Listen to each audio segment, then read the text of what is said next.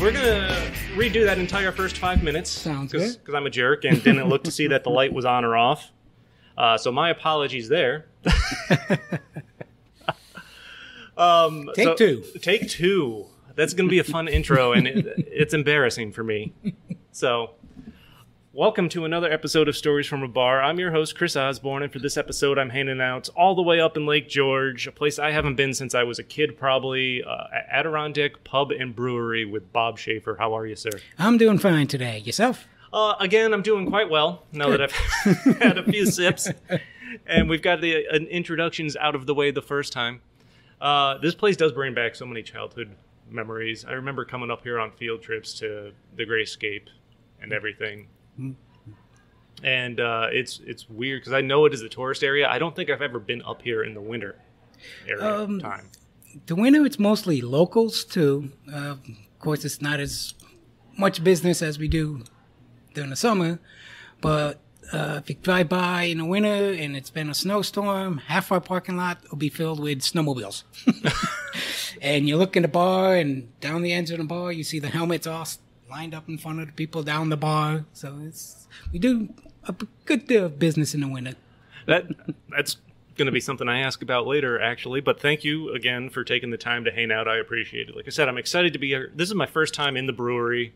It's a place I've wanted to come to since I've seen it, mainly because I just love the exterior, the log cabin look and everything like that. And I was just talking about, before I realized we weren't recording, how campy and homey it feels on the inside. Yeah, that's a feeling we were kind of going for, something that feels Adirondack. And Adirondack, you think of mountains and outdoors, so we tried to bring a little of that inside with us. And, of course, we've got a fine-looking smattering of beers in front of us, about 5 different samples. We're already started on the first sample. Why don't you go ahead and tell me again, now that the microphone is on, or the recorder, what we were drinking. Okay, we're drinking our Wave Series. This is our Lake George IPA. It's a little bit hazy, and it has a rotating hop schedule. Every 3 or 4 months, we change the hops to give it a little different flavor for something new. Nice. And what's in this particular one? Because this one's delicious. This one is Citroen Simcoe. Okay. I always feel like I can tell it's Citroen, but I don't have a distinguished enough palate, really, to just guess and put myself out there and look like a fool. But this is really good. I like this one a lot. Most of our IPAs, we don't do any kettle hopping. We save it all for in the whirlpool and then dry hopping to bring out a little bit more of that juicy flavor. It is, yeah, it does have a little juicy flavor to it that I'm really into. And having a fridge at home full of summer ales and shandies, I'm excited. Actually, all 4 in IPA at the moment. On top of it being 90 plus degrees out. Like I said, it took me about an hour to get up here. It's the farthest I've gone for a podcast since I've started this. Set a new record. Sorry, Common Roots. That was as far as I've gone. Shout out to those guys, of course, which is this is about 15, 20 minutes north of there. Yes. But you live all the way down in Glenville. I live in Glenville. It takes me about 40 minutes to get here from exit 11. Are you up here 5 days a week? Or? 5 days a week, unless we're having an event on the weekends, and 6 or 7. Oh, man. And, of course, you're listening to podcasts in the car. Yes, every morning on the way up. I did... Gotta have music on the way home, though, after a day of work. De-stress. Or just yell sane rage along with all the people you've had to deal with all day. That I do constantly. Yeah, my girlfriend and I tried to come up here a few years ago for the first time in years, and it just happened to be the day of the car show, which I forget there's always events going on in the summer, so it was a Saturday. I probably should have checked. So we just get off the exit and just stop directly in a line of traffic. I'm like, oh, God. Yeah, the car show, I think it starts on a Thursday, but usually they start showing up on Tuesday, so pretty much that whole week you can expect traffic. It seems like everything that goes on up here seems like a week-long event. They're not scheduled for week-long events. It's just that the people, well, I'm taking 3 days off, might as well take 5. And yeah, because we ended up going back down to Saratoga because we couldn't even get into the town and have lunch at the Druthers there, which was good. But I have had a few of the Adirondack beers before. Again, I don't remember which ones because they're available in beverage centers and the market right by me, which is awesome. And I've always enjoyed what I've liked. So again, that's why I was excited to get up here and see surprising amount on tap. How many do you have we on got tap? 12 on tap. Nice. We also have, we do ciders now. Oh, okay. We do seltzers now. And we have a hard lemonade we also put out this summer.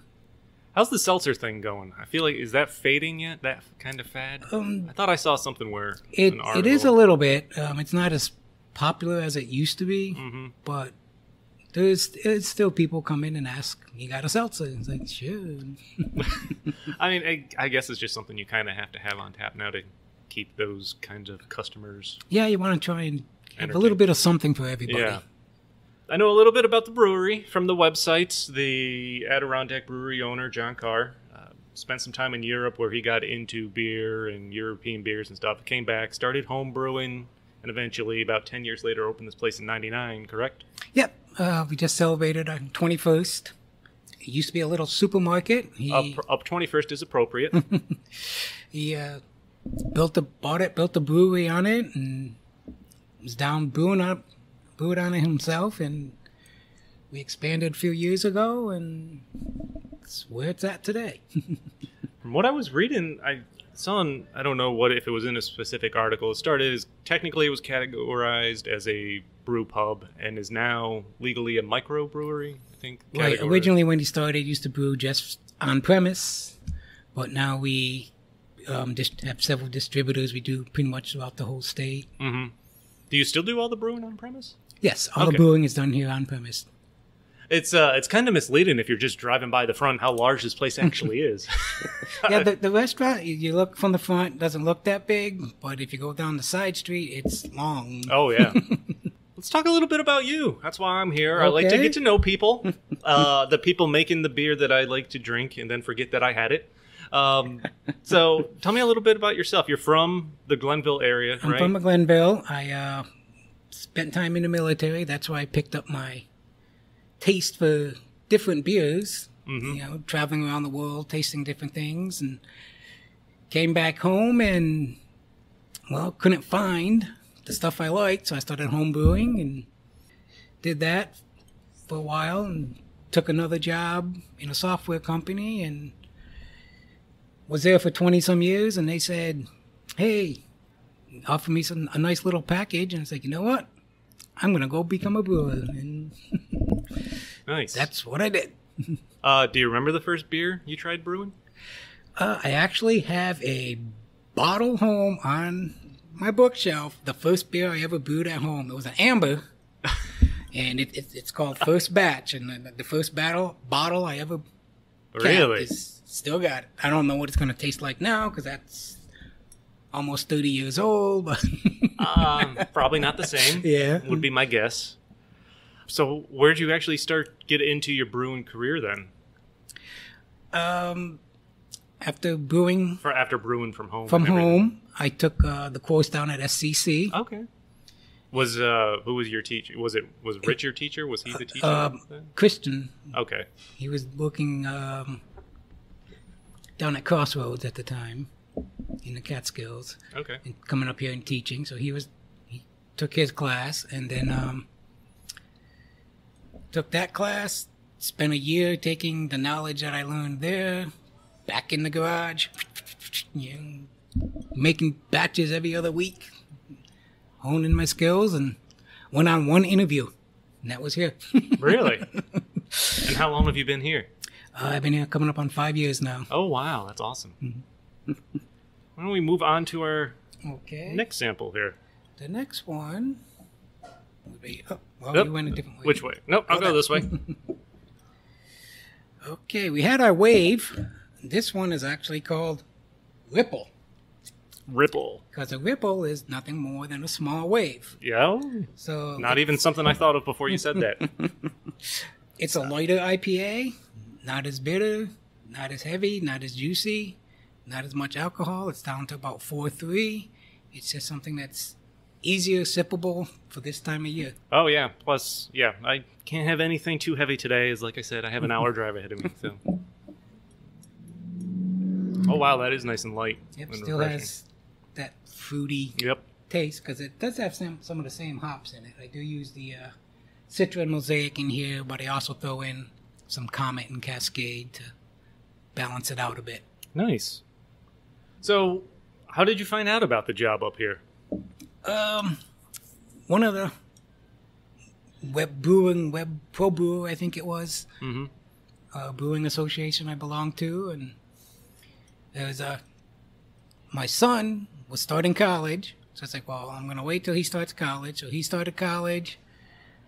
On a Monday, that Tuesday, I saw it on a message board, emailed in.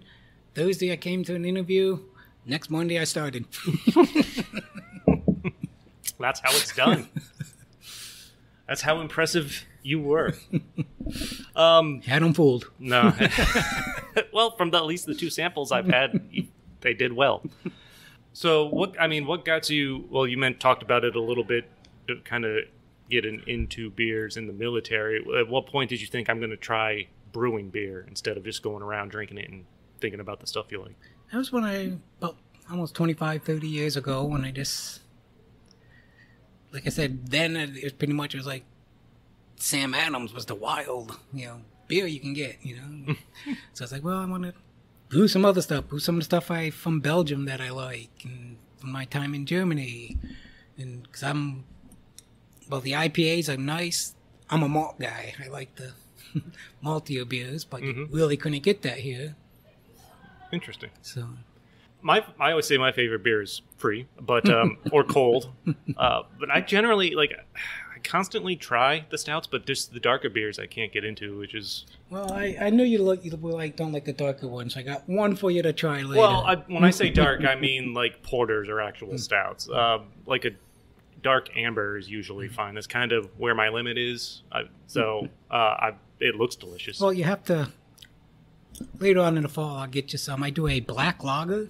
Oh, I have had a black lager that I did like. That is uncommon. I like it because from people who have that perception, dark, heavy beer, it's high alcohol, I gotta chew it. But then it's like, well, try this, and it's smooth.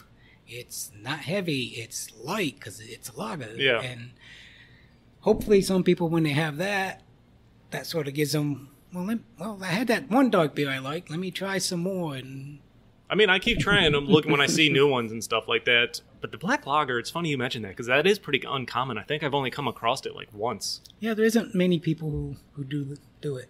Is there any particular reason, or is that just kind of something new that brewers are starting to test out? Well, again, I like it because it's more malt forward. Okay. and I just like the flavor of the malts in it. So I was also reading, do you guys have a focus on trying to use local ingredients in your beers? We do whenever possible, but some of the stuff I like to try and get as close to the country of origin that I'm doing. Yeah. Any Pilsner that we're doing, I'm getting my grain using German grain because that's Pilsen, that's where it was originated. And I try and get as close to the country of origin that I can. Of course, the last couple of years, that's been kind of hard, but... Well, yeah. It's actually, since we're kind of drifting in that COVID territory because of the last couple of years, we kind of touched on this place. Obviously, it probably explodes with business in the summer. Lake George is just a well-known tourist destination. I'm curious about the winter. Like I said, I haven't been up here in the winter, other than a couple big events that I usually see, like advertised.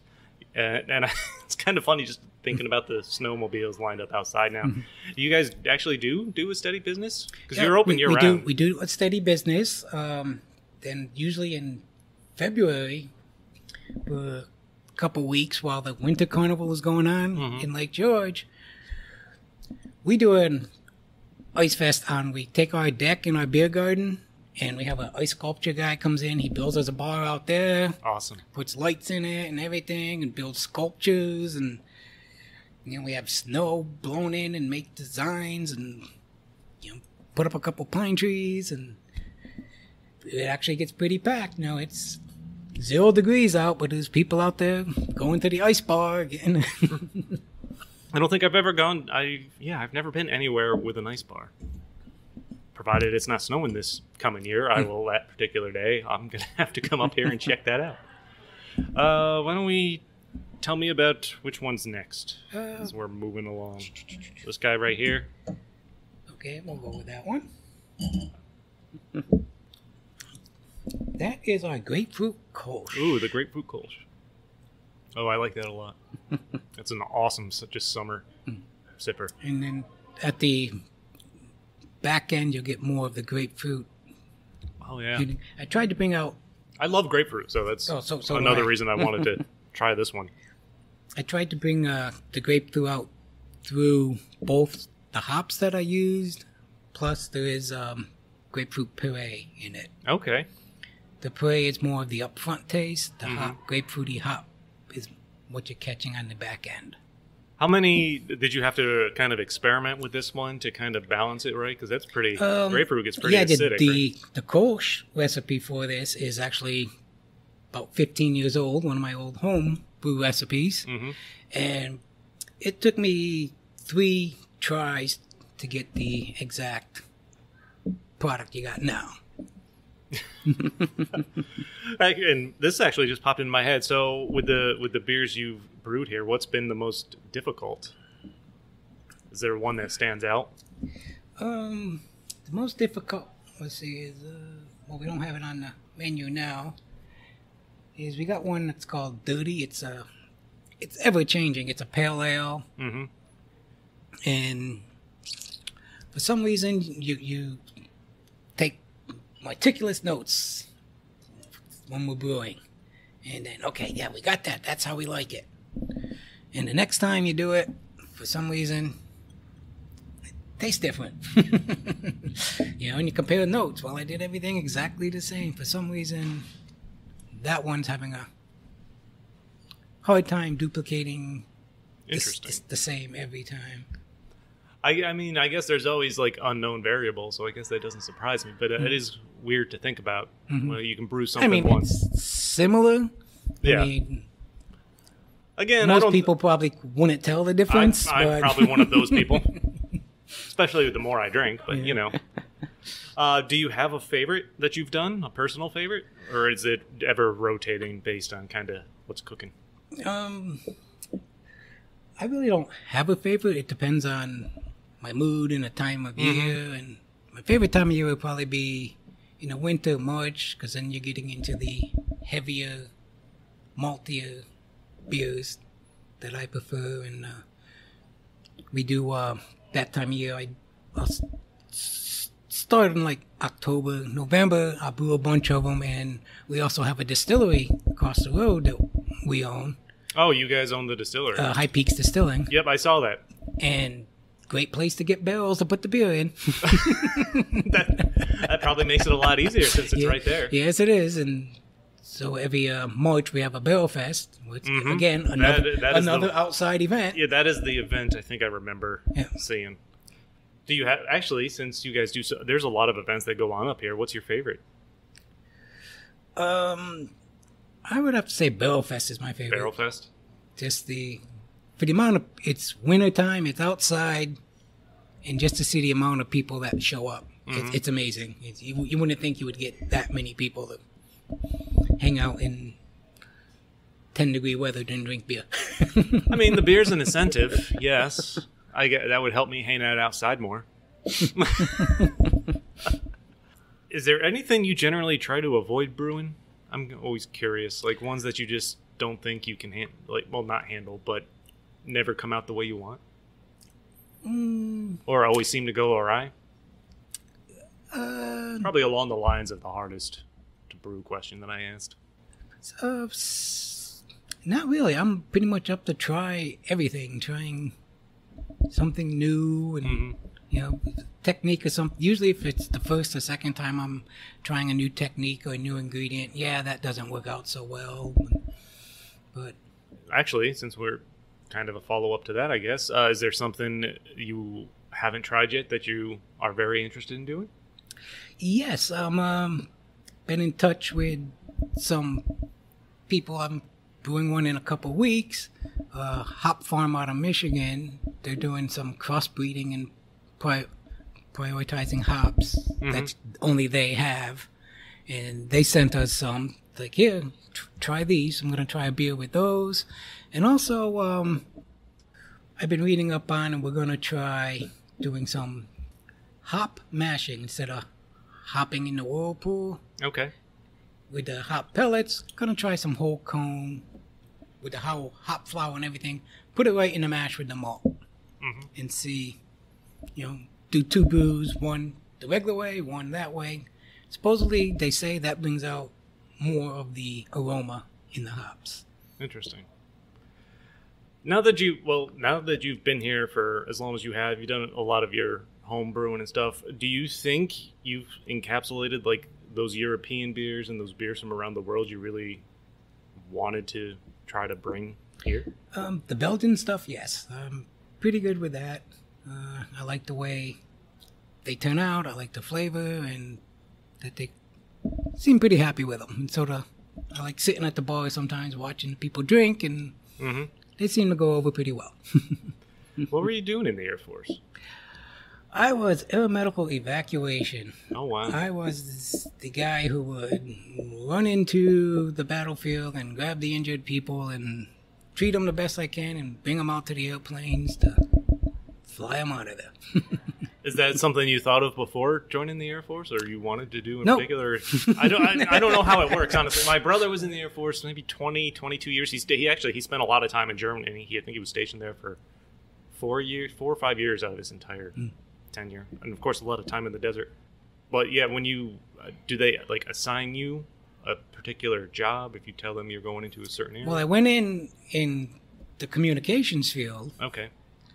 And this unit has 3 guys doing communications. Well, ended up being assigned there, and it's like, oh yeah, the communication guy is the guy with the radio on his back. Who, once you get in there and you assess the wounded, you call for the airplane, and they'll tell you what airfield they're going to be at, and then you have to get the injured to that airfield when the plane gets there. Interesting. So I'm going to finish these other ones, but of course, but why don't we move on and hear about this guy right here. Okay, this one, you asked before if you like doing different things, and this is something different. This is an IPL. Ah, yes. Again, this is something IPL is a term I've only seen maybe a handful of times at the most. I think Indian Ladder Farms does one. What we do is it's not our usual IPA. It's a different malt recipe, and we use lager yeast to give it and age it just like we would a lager. And one thing we do different with this is we don't do any dry hopping. While it's still under pressure, still fermenting, we create a hop slurry and inject it into the beer. So the yeast will take off some of the hop and give it a little boost more of the hop flavor. Yeah, that's really good. I could easily sit outside on a warm day like today and drink any of these and easily lose track. Well, this one is made with, again, a little bit of Citra and quite a bit of cashmere hops in this one. Okay. How long were you in the Air Force before? I was in for 6. Oh, 6 years? Yeah. Yeah, I never served. Technically, I'm a government contractor that works for the Navy. Let me guess, Knowles. Okay. Well, based on where you said you lived. Yep. I can neither confirm or deny. So I'll leave it at that, as I've been told I need to. But did you come straight back to Glenville after that? Yes, I did. Came back to Glenville, and were you going to school in the military? Did you go to school before or after? Nope. Just straight into home brewing and stuff. Straight into home brewing, and back then, a lot through the internet and books and everything, and going to a lot of the beer events, the beer shows and stuff. And brewers are very open; they'll talk to you at the events. Oh yeah. And hey, how'd you do this? Picked up a lot of knowledge that way. What are some of the biggest changes you've seen since you've kind of branched out from home brewing into more professional? the biggest thing I had to deal with was the scale. The scale. I mean, I was going from brewing 6 gallons at a time to brewing 20 barrels at a time. I mean, how big of a challenge is that really? Because I hear about with people I've talked to when they've upped their barrel systems as business has increased. How difficult is it to still make that same beer that people loved at that scale? It's not as easy as, I'm brewing twice as much beer, so I gotta double everything. Yeah. It doesn't work that way. It'd be nice. I'm sure that's the common thought among anybody that doesn't do it.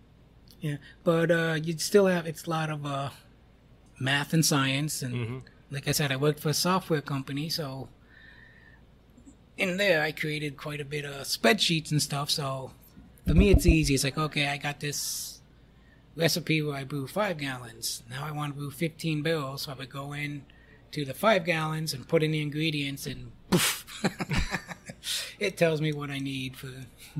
See, it's funny, is like the stuff I didn't care about when I was going through middle school and high school, subjects like math and science. Like, I mean, I was fine at them, but I never studied on them. Like those, I'm getting into stuff now where I'm like, that would have been a lot more beneficial. Same here, chemistry. Hated chemistry, but wow, a lot of chemistry involved in brewing. It's fun. Yeah, it's funny because when a lot of the people I've talked to have that in their background somewhere, that at least they were interested in it.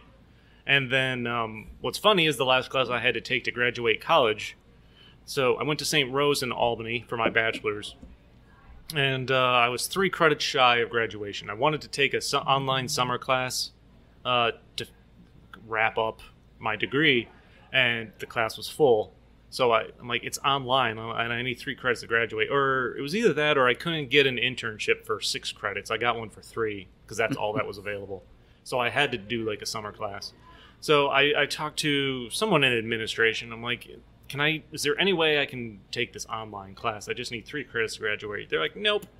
Are you fucking kidding me? I'm like, it's an online class. It's not like you're filling up these kids in a room and there's not enough space or anything like that. So I had to go back in the fall for one class, which was a radio class, which is how I learned to edit and stuff years ago, and I never used it in my job, but now I use it for my hobby when I drink and talk to strangers. It's great. See, it's something you didn't want, but it turned out useful for you. It does, but but it's weird to have the knowledge I do now and think about, like, man, if I got more into science back then, I'd probably be doing the brewing at this point. And somebody else be sitting there talking to you. It could, or I could be doing both.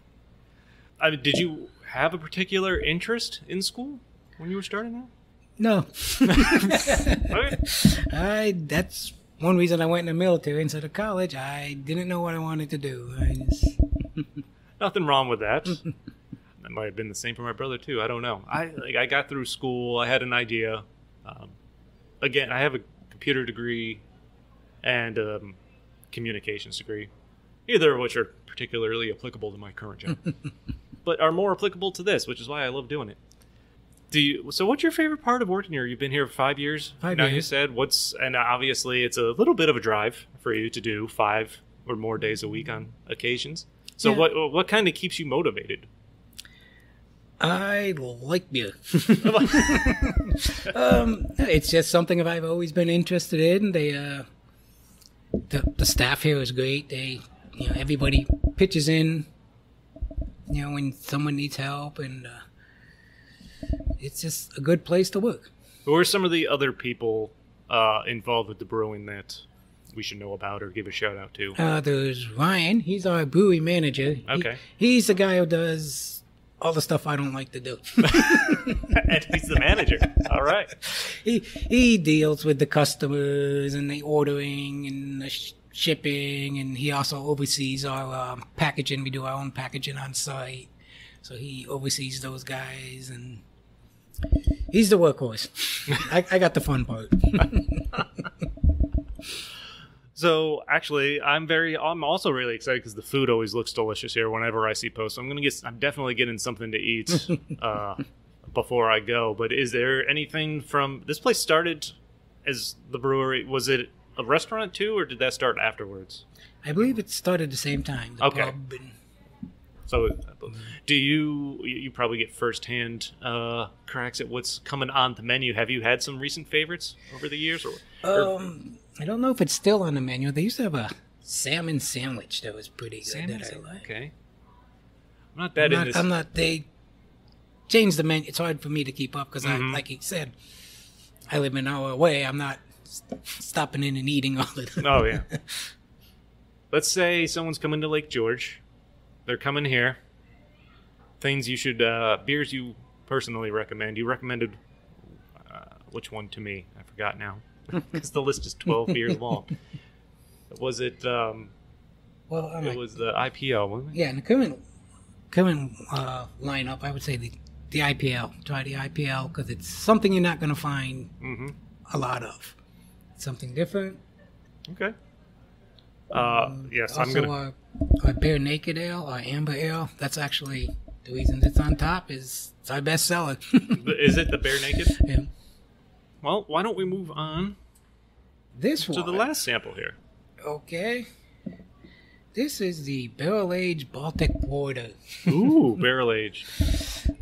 This is one that I brew. It's got some chocolate malt in it, some roast malt, and it's been aged in a barrel from the distillery. Oh, I can smell. It's nice and smooth. I like that. There's a lot of stuff going on. That's good. It can easily go down quite smooth. Is there something, a beer you've brewed that you've been particularly proud of?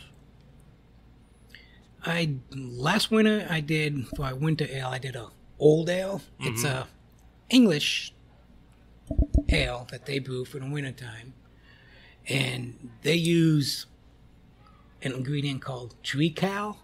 It's basically sort of like molasses. It's a little bit stronger than molasses, and it gives it a toffee taste, little extra sugar to ferment to make the beer a little bit stronger.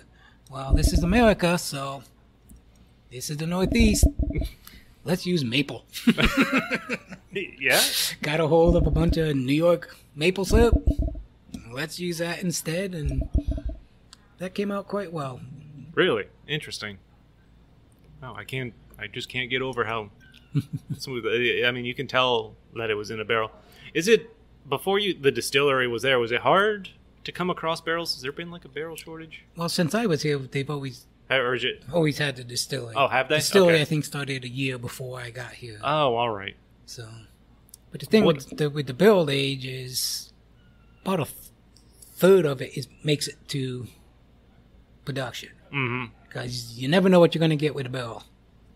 So Just from evaporation or anything? Or flavor-wise. flavor-wise? Depending on what was in the Oh, what was in the yeah, barrel yeah. and what. So we that's actually our barrel room over there. It's constant temperature. It's kept at, and we'll put the same beer in 3 barrels, label them, throw them in there, and then we have to every month or so give it a little taste. And Interesting. usually about 2 of the barrels of the 3 we would end up dumping because it would just Really? not have a taste or a flavor that you wouldn't want to. But again, it's all, you don't know that going forward when you're starting because you don't know what taste you're going to get from because we're not using new barrels, we're using ones that were. Yeah. I just saw an article the other day. I don't know if this kind of status has changed on this. Since the pandemic started, I know there's a lot of worry about cans. How's the can situation? The can situation. Well, our packaging guy, Jeff, he spent a lot of time on computer and he was buying cans by the tractor trailer load. And he was getting them from all over Mexico, Portugal. He was getting cans.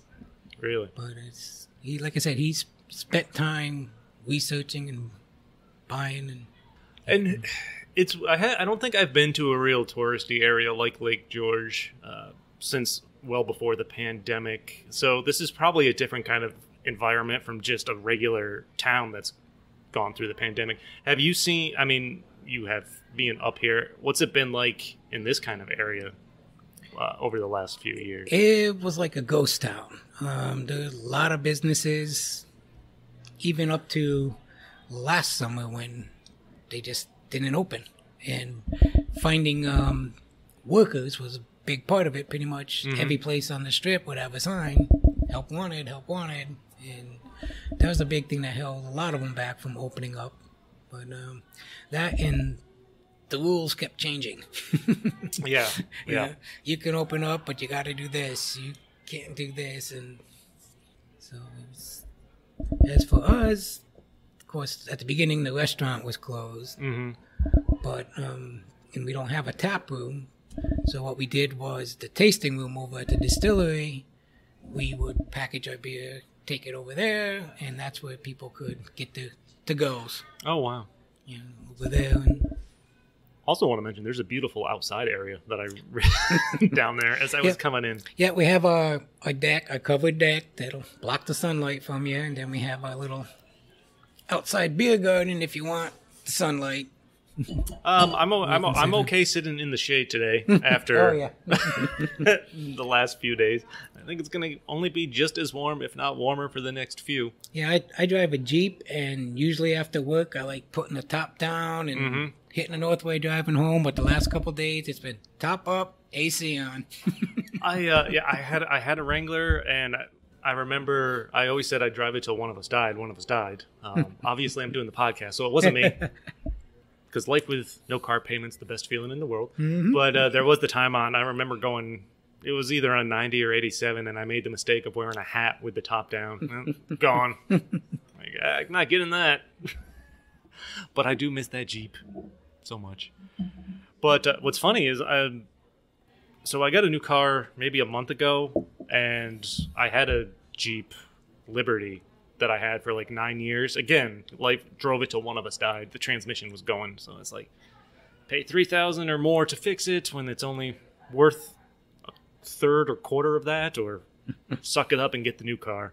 So I got a new car, and the gas mileage is phenomenal. It made me feel a lot better, at least, about having that. That's the one thing with the Wrangler. It's a box, so it's yeah, doesn't do good on the Northway on the gas mileage. What would you? Is there anything in particular you'd like to see this place do that it's not doing, or you? I don't know how else to word that. I thought about it for a second.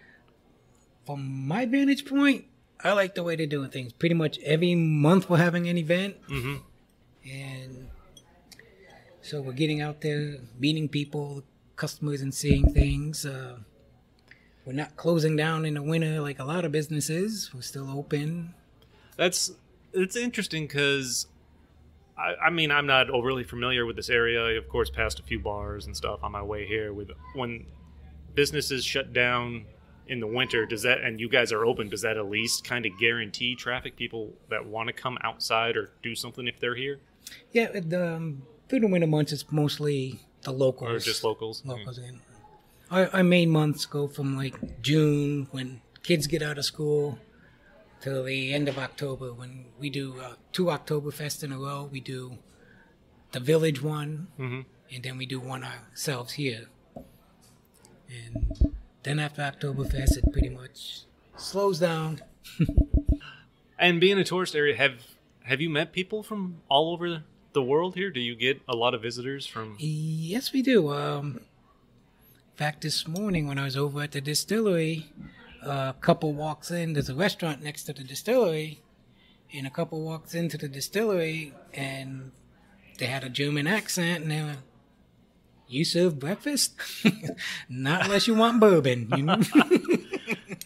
They may. Nothing wrong with that. Oops, sorry.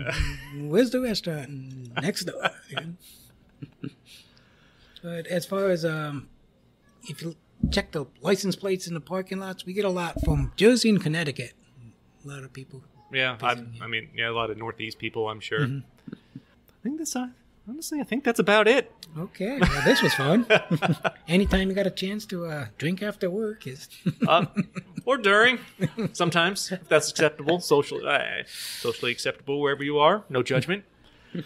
So I think that's a wrap on another successful edition of Stories from a Bar. Big thank you, Bob Shafer, for taking the time to hang out with me. I really Thanks for appreciate coming up. it. It was fun. Yeah, this was a fun time for me. A little road trip for the podcast, which is always fun. Again, sorry, Common Roots, you're no longer the farthest I've gone, but definitely still worth going to. Well, let's see how long we hold the record. Yeah. What do we got to be? I don't have anything certainly past this planned anytime soon. Like I said, I appreciate you taking the time to hang out, have some drinks, and tell me about yourself and the brewery. You're making some good beers here. These were all delicious. Well, thank you, and you're welcome anytime. If you're not doing it already, be sure to go like and follow all the social media pages for Adirondack Brewing to keep tabs on everything they have going on, including all the wonderful events they have in the winter. Lake George is not dead in the winter, as some might believe. There are things going on. It's not that much of the Great White North. Just a little bit. Anything else you want to throw in? Stop by. We're here all year round. A huge thank you out there to everyone for checking out the show. You can, of course, follow Stories from a Bar on Facebook, Instagram, and Twitter at StoriesFAB to keep up with everything going on and coming up with the show. You'll find Stories from a Bar on all major podcast platforms, so be sure to like and subscribe, and even more importantly, leave a fantastic review and share the hell out of it. So until next time, cheers.